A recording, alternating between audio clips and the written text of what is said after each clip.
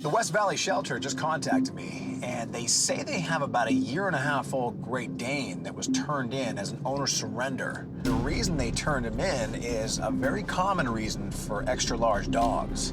They had no idea how to handle a dog his size. People often get Great Danes as puppies, but now he's over 130 pounds and still growing. And it was just too much for them. So, because of that, he's the one behind bars right now with his days numbered. So, I'm gonna get down there and see what I can do. Weighing in at 130 pounds, the large and energetic bear immediately captures Brandon's heart. Look at you. Oh, you're pretty. The first thing I noticed when I pulled Bear out of the shelter is his power.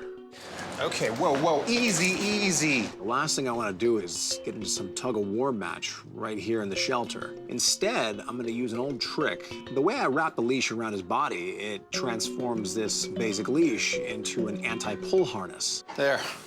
Now we got a harness. Come on. Come on. All it's doing is getting me to the vehicle without incident.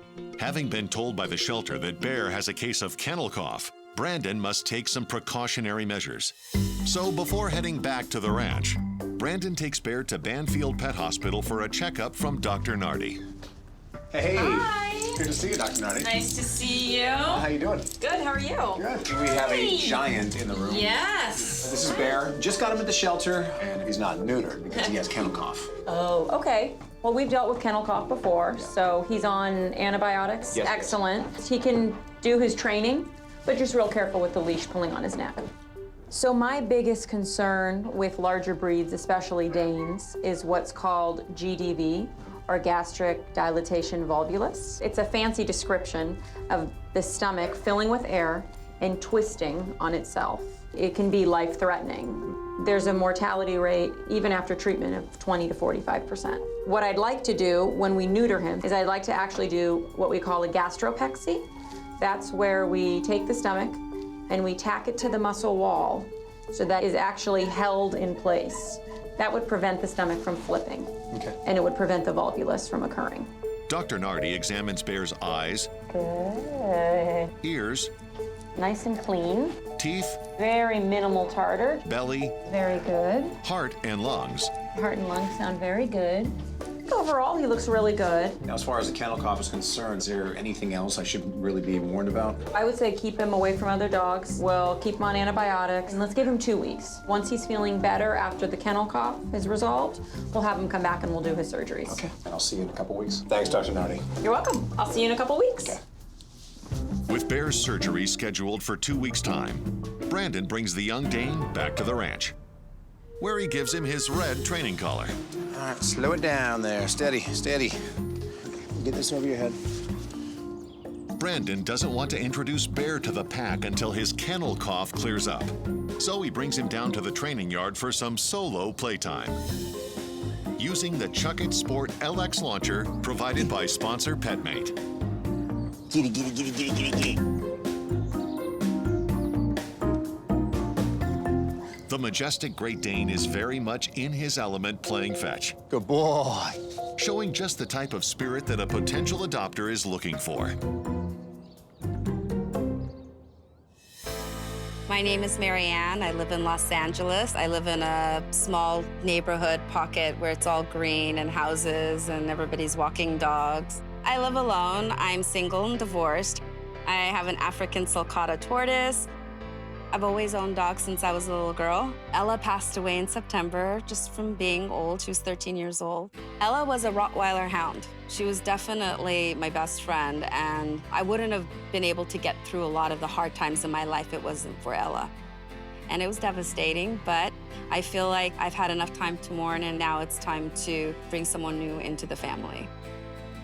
Ideally, it'd be a dog that I could go hiking with, to the dog beach. A dog that's big. Big dogs are just more to cuddle. Big dogs are like babies. In the meantime, training just this one giant animal is more than enough for Brandon. Today I'll be doing Bear's assessment of his knowledge of the 7 common commands, which are sit, stay, down, come, off, heel, and no. Come here, give me a sit. Give me a sit. Do you even pay attention? I couldn't get anywhere with him. Even no, no. He wasn't listening. His focus, his attention, everything was off. Give me a heel. Easy, easy, okay, okay.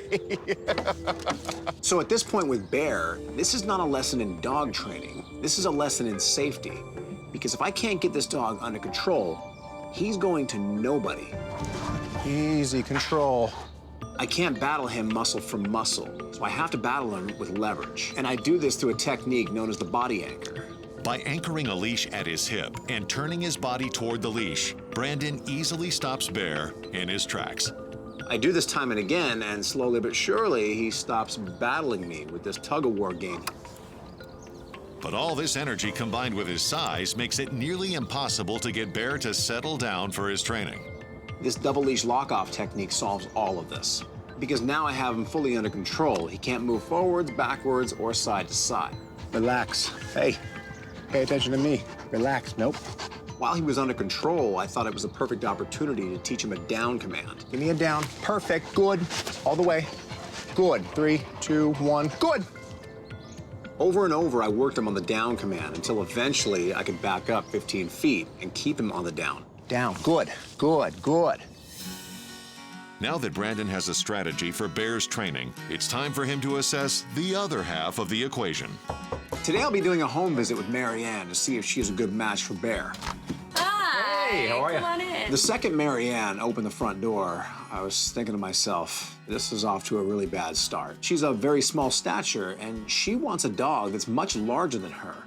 And everyone can prove themselves, but usually when I see this, it's a big red flag. You have any other animals? Cats? Birds? I have a African sulcata tortoise. He lives back here in the backyard with me. Did your old dogs meet the turtle? Yes, and they used to hang out all the time. He's very used to being around dogs and people.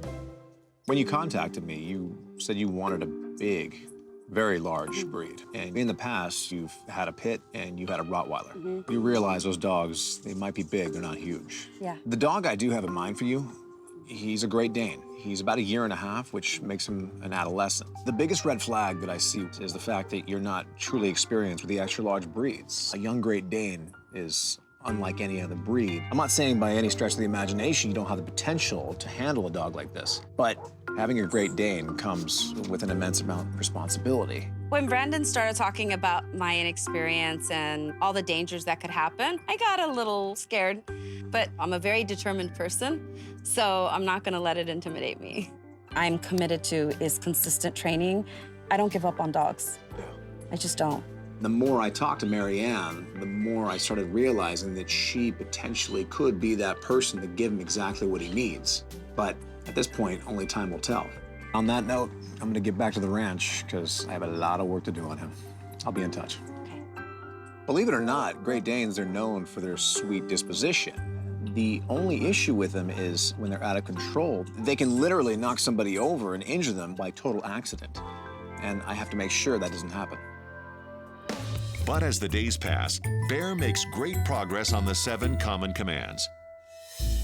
So Brandon decides it's time to see how the Great Dane does indoors. Let's just say it was a disaster from beginning to end. I'm sitting on the couch watching TV and he jumps up on the couch, blocks my view so much. It was like a solar eclipse. Okay, yeah, you know, I kinda can't watch TV this way.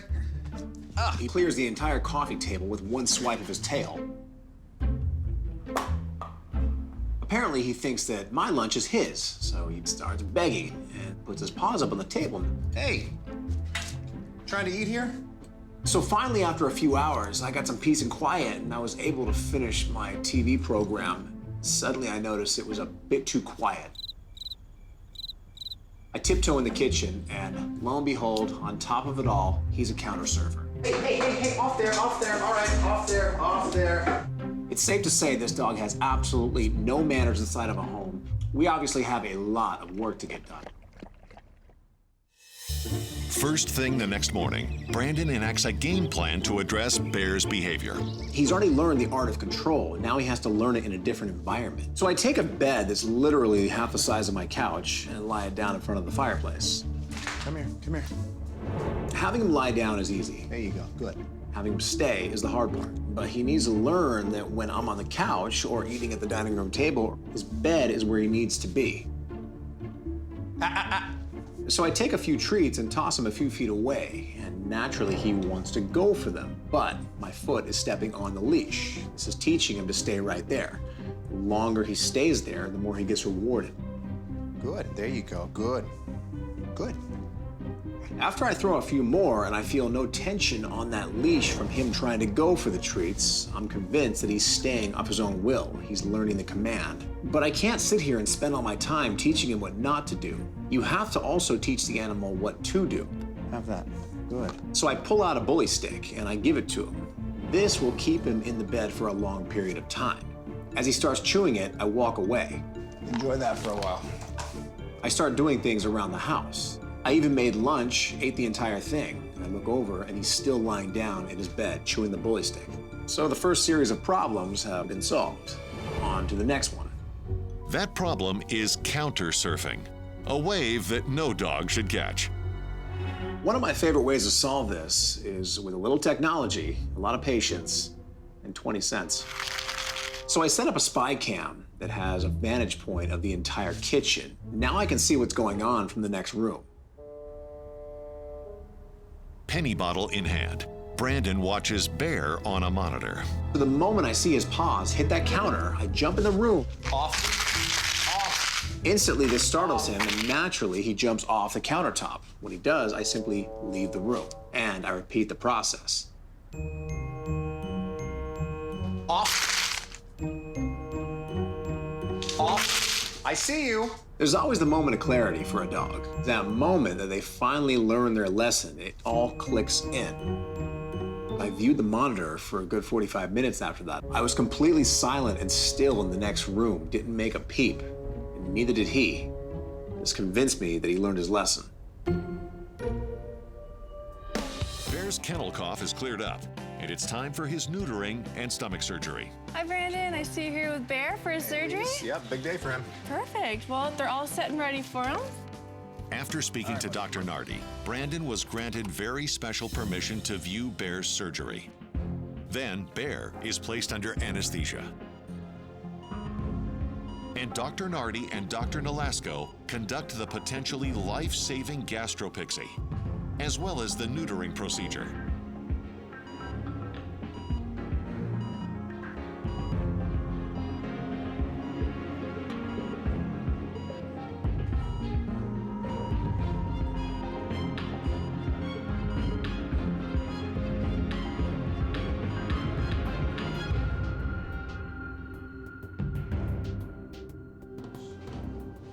How do you do? He did really well. Stomach tacked down nicely. So we're gonna recover him right now. It's gonna take about probably 3 to 4 hours. We wanna make sure he's fully awake, fully recovered by the time he goes home. Perfect. Thanks, Dr. Nardi. Yeah, you're Thank welcome. you. Later that day, Brandon brings Bear home. And now, a delicate waiting game begins. His stitches, they're very delicate. There you go. I know. One false move, and he could potentially bust them open, and he might be right back in Banfield. Potentially worse. Day after day, I made sure to keep a close eye on Bear. Very little movement, very little activity, very little of anything.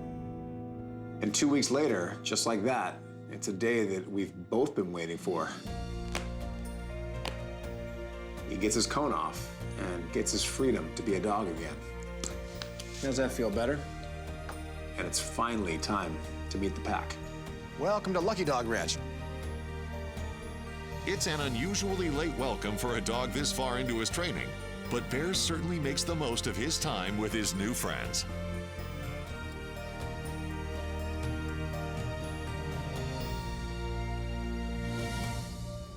What remains to be seen is if Marion, his potential new owner, has the strength to match his. It's been a long and sometimes difficult road, but today's a big day for Bear. It's the day he gets to finally meet his new family. Ready to meet him? Yes. Come on. I had Marianne meet me at the ranch. There he is. He's huge. When she saw Bear down in the training yard, it's safe to say that her heart melted. Seeing Bear for the first time was so exciting. They always say, be careful what you wish for, and I always wished for a giant dog. I didn't realize that I was gonna get a giant dog.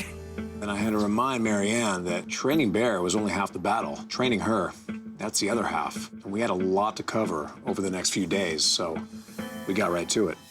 A dog this size, he outweighs you. We have to learn control before we train, okay? Control, train, treat. Say those words with me. Control, train, treat. I had to teach her the theory of not using strength, but using leverage, because leverage beats strength any day of the week. Is that how you had it? Yeah. Worst idea ever. Really? Yeah. Why? For a dog like this, if he catches you off balance, he will drag you down the street. That's why I hold in the middle of the leash. If he starts pulling, guess what? I have the option to go to my fail-safe. This right here, I don't have that option. I'm going flying. That's why I always hold it here.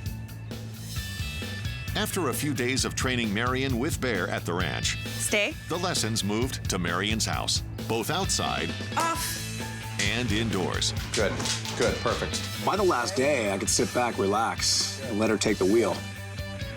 And at that point, I'd seen all I needed to see. Open that up. So Brandon rewards both Marion and Bear with Bear's green graduation collar. I saw the green collar and I got excited and I was like, he's mine. Take care of him, he's all yours. I will. Thank you so much. To be able to write to Brandon and not only to find the dog, but to get amazing training. I'm really excited about taking that and incorporating it in our daily lives and making Bear the best dog that he can be. I think that we're gonna have a good life. Bear was your classic example of a Great Dane. Elegant, confident, and loving. But these personality traits were being overshadowed by his out-of-control behavior. Now, with his new family, these traits are once again beginning to shine. With a new friend by his side and his favorite toys from the ranch to play with, Bear has settled down with his new forever family. From hopeless to a home. That's my mission. One dog at a time.